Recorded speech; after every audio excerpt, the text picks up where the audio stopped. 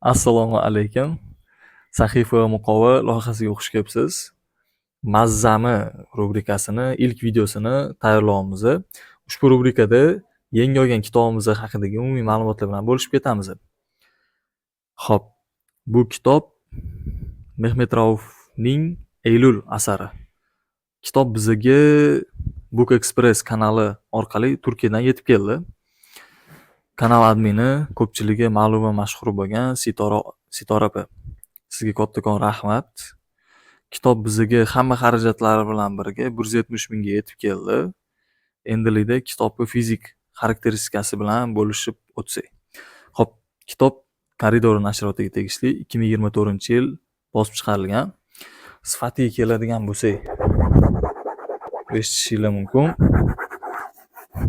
Super. Gap bo'lishi mumkin emas. Xo'p, ichini ham bitta ko'rsatsak, minimalistik dizaynda tayyorlangan.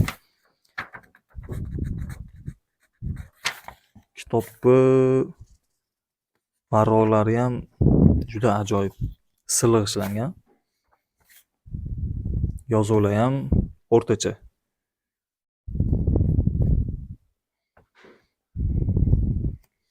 Kitobimiz 352 betdan iborat.